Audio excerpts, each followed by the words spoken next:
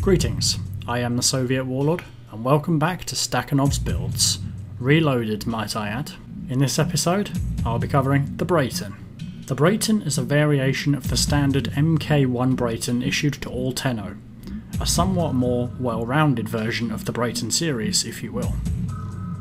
Check the video description for the resource count and requirements to construct this rifle. As a fresh construct, the Braton features 6.8 impact, 6.6 puncture, and 6.6 slash, a very even skew, with an average accuracy of 28.6, even distant targets are easy to hit. The Braton is fully automatic and shoots very quickly indeed, at 8.8 rounds per second as standard. The magazine is a fair 45 rounds, with a reload of just 2 seconds, quite nimble. A nice advantage to the Braton is the cool 10% critical chance you get, which we will be capitalising on in the next build. While not the strongest rifle in the game, the Braton does have its strengths, boasting a very fair damage per second to a new user, moving up from the MK1 counterpart.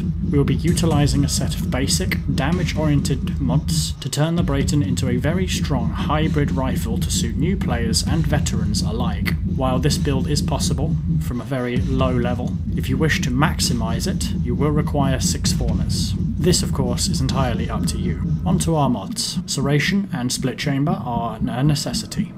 There is no reason not to use them. A 10% critical chance opens some pretty interesting opportunities for a starting rifle. Point strike makes a nice boost, bringing your chance of hitting where it hurts from 10% to a nice 25%. 1 in 4 bullets will be a critical, on average. This makes those tougher enemies easier to bring down with some good precision. Coupled together nicely comes Vital Sense.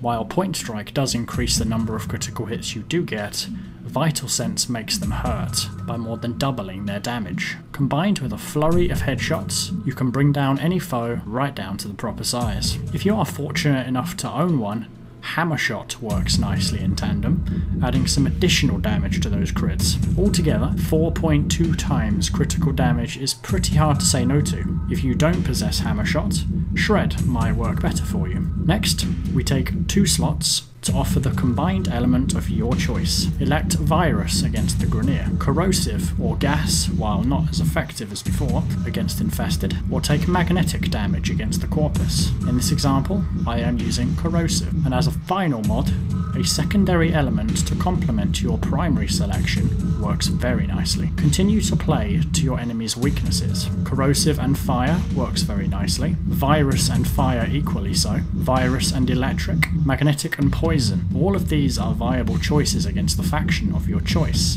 Make sure you elect them accordingly.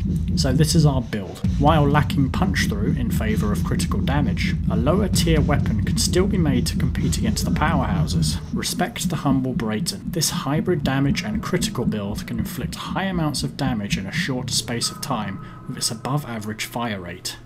Just remember to watch your ammo count, as it's not the best economy in the game. Thank you for watching the episode of Stakhanovs Builds Reloaded. In the video description there will be several links so you can see when your favourite episode, or when the weapon you want to see, will be coming out. Please leave your feedback, and I hope to see you again next time. Peace out, guys.